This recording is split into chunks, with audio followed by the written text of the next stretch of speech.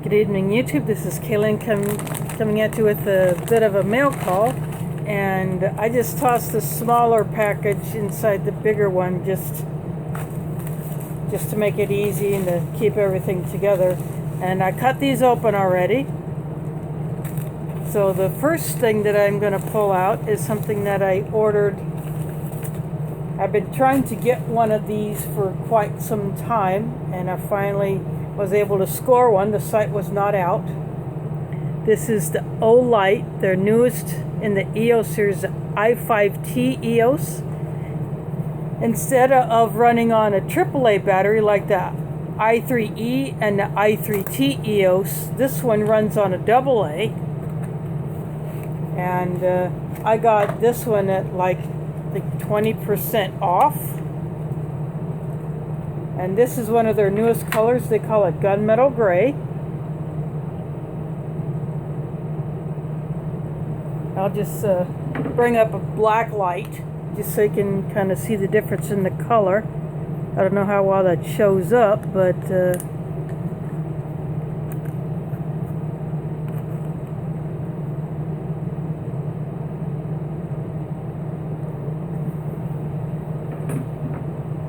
this one has a battery in it, so all I do is take this off, and like my i3T EOS, which is the copper one that I won from Survival Mindset, this has copper as the base for the spring, on the other side of the tail cap. So I am taking out this plastic disc, which I saved these, and they went ahead and put in a battery in it. This is just a standard alkaline AA battery.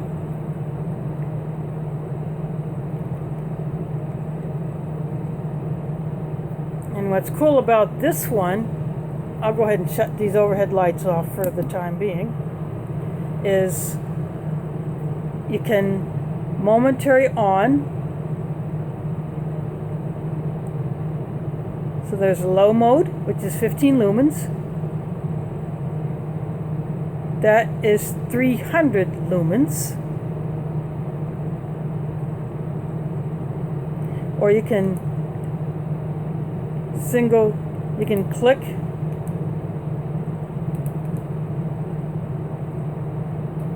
Of course, you have to double click to get to, you put it on low, you double click, and it actually fades up to the high.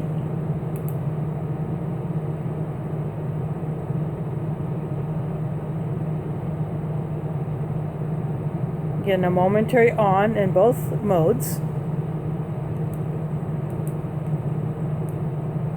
Or what you could do is you long press to get it to high. And it has the double position pocket clip, so you could either stick it in, I'll just use this for that. You can stick it in like that. So it'd sit in a pocket like that, or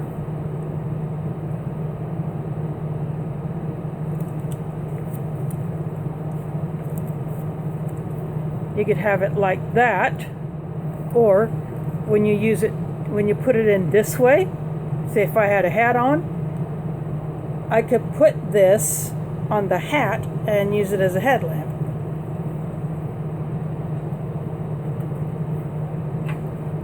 So this comes with that little card that tells you to take out this little disc, which prevents the light from accidentally turning on during a transport. And it has the user manual. Again, this is an i5T EOS. I'm just putting this thing back in the box.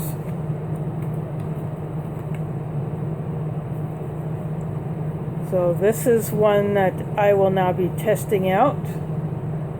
I will take out the i3T EOS that's currently in my purse, and I will put this in as my EDC light.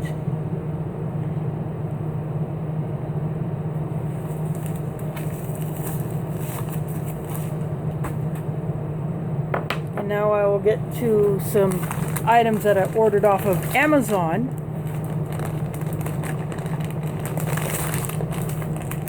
During my camping trip, when I was packing up, I noticed that I had a slit in the wall of my tent. So TAC offered to give me some tape to repair it, but I want to let it dry out before I do any repairs.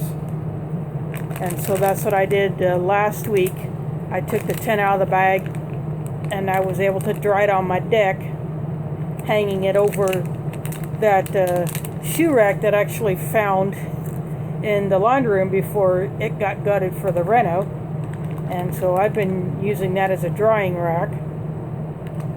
That's why I snagged it, because I figured it would be a good drying rack. But this is a roll of Camo fabric tape.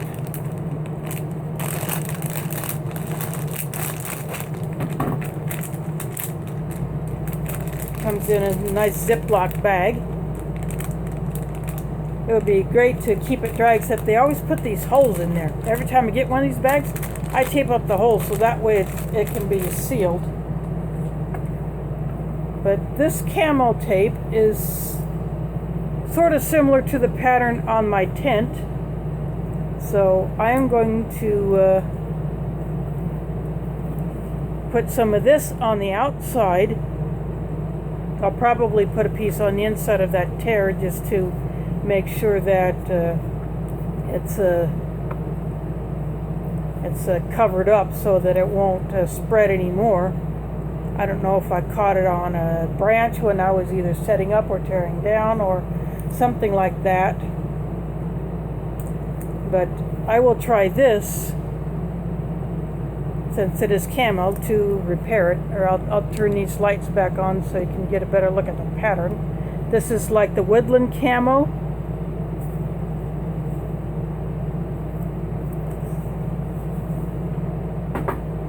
And then another item that I've actually had on my wish list for quite some time. These are travel soaps, the soap sheets. It's a scented, so there's each 10-pack has a different scent.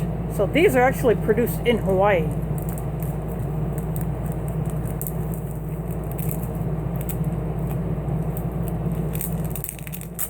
So I'll go ahead and take one of these out. And I will get rid of this outer wrapper.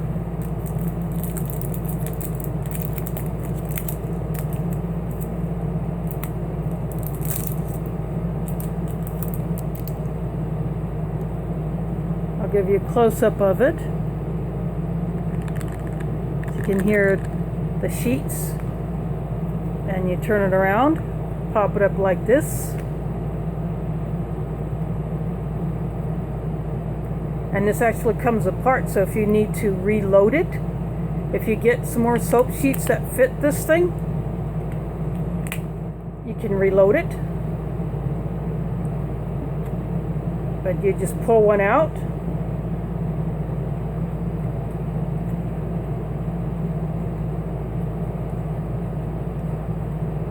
And with the water from your water source,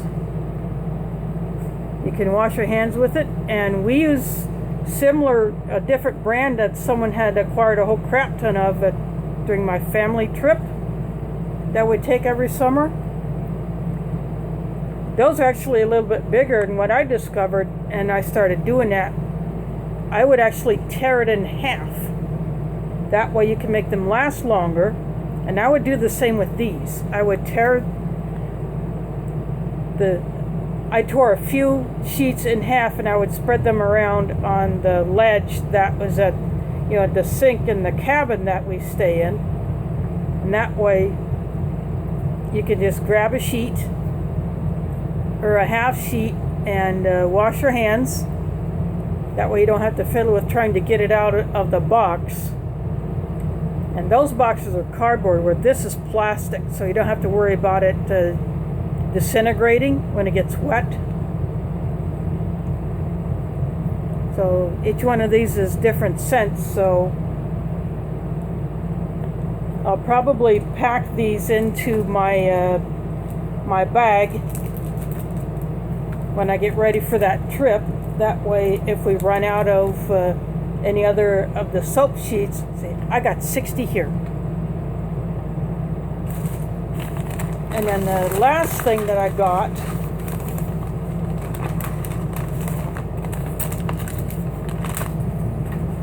is something that I'm just getting rid of something else that was in there. That one of those paper tape backing things was just actually loose in there. I got me a Trangia burner.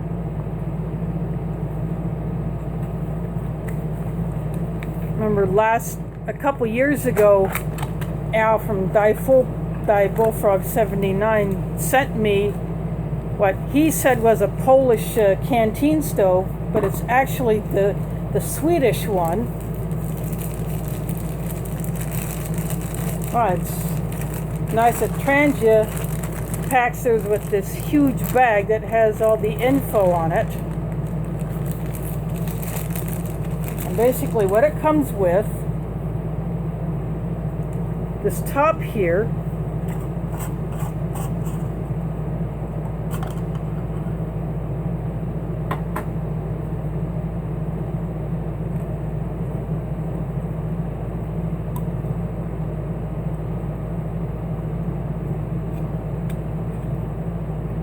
so this is the actual screw lid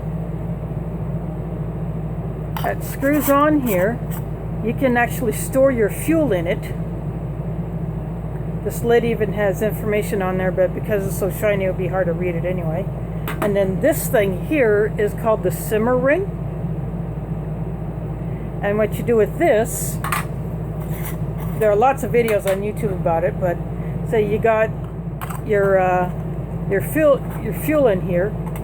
If you want to control the burn to regulate how much flame or heat is produced, you put this on there, you set it, you move this over to how much you want to cover it, and then you put it on there. And also you can either use this, when you lock it down like this, you can actually use this to, well, this hole you wouldn't be able to use it as a snuffer because it has that little hole in it, but this lid has a gasket in there and you can replace these. So in time I'll probably be replacing, or not replacing, but adding some of these. So if I need to replace it, I can. And I've been wanting an alcohol stove that I can travel with. And this one has all the little tiny holes around the edge. So after it blooms, the flame comes out of the holes for the most part instead of the middle.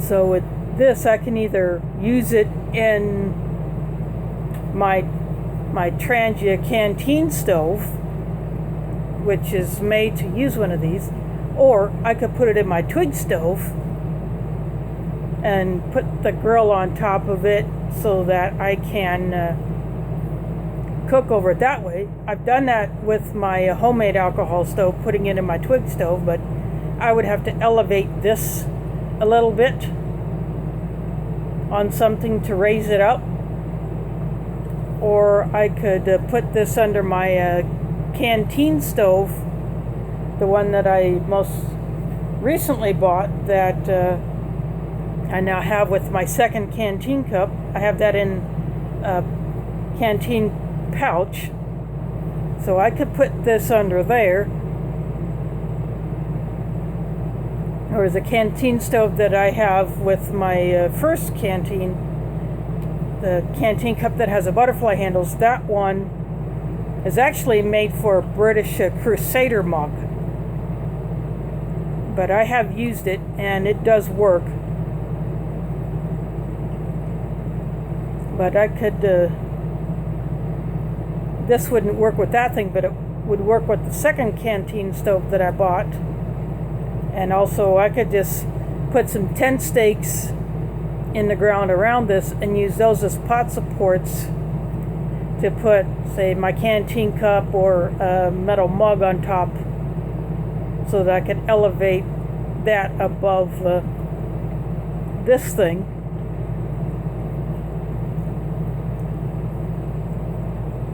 But this is solid brass. Of course, it has a big T on the bottom. And I will probably, at least for the time being, when I go to carry it, I'll probably just keep it inside of this bag. That way, should I have any fuel leakage, but it shouldn't with that seal, or if it gets dirty, I can contain it in this. But those are the items that I received, and I just thought I'd go ahead and share these with you. And so this will not go with me on my next trip, because we're staying in a cabin and we can do, one of my sisters has a Coleman stove, and plus we cook on the fire.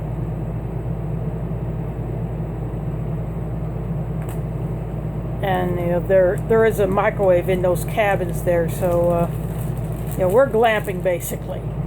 But I may test this out here at home, and plus it can be an emergency stove here at home in case I have to do some light cooking or just boiling water if my power goes out and I can't use my stove or my microwave, and I want to have something that's quiet, and an alcohol stove is quiet.